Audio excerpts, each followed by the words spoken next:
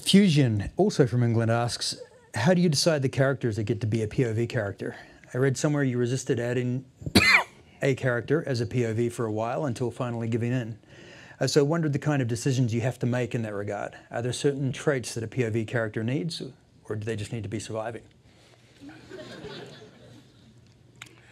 Well, I try to give each of my POV characters a story. And I've had an occasional POV character who only lasts a chapter and then dies. So in that case, it's a very short story. But it's nonetheless a story. It should have the semblance of a beginning and a middle and end.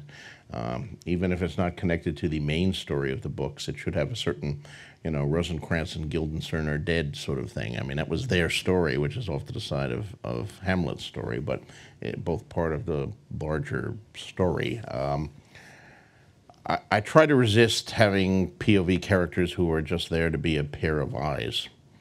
If a battle is taking place or someone is being murdered and I don't have a POV character there to see it, I tend to present that as a report that someone receives or a rumor rather than just switching into third guardsman on the left, so I can have him see that, because I don't like that as a reader and I don't like that as a writer.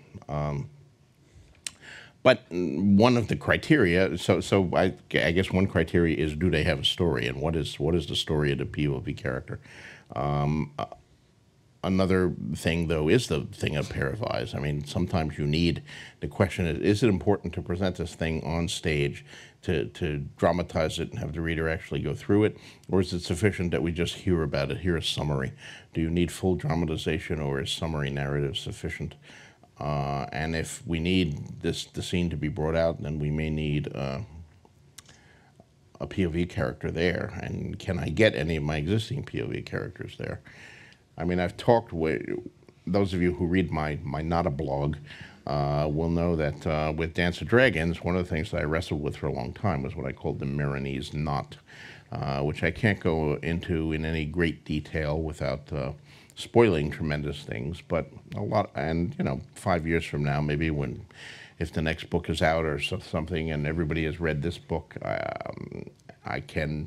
will talk more about that in more detail. But a lot of it simply had to do with a number of POV characters being together and some important events coming on, which some of them would see from one viewpoint and some from another, and some wouldn't really know what was going on. So how did I get these particular sequence of events across with what point of view?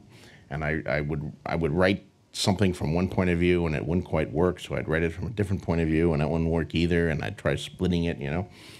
I finally solved that problem in part by introducing a new point of view, who was much more centrally located, but he'd been a character who'd been there all along, and he was deeply involved in the things, and he was it all fell into place once I introduced that, so you can have that kind of breakthrough.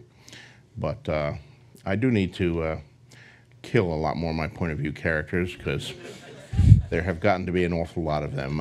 But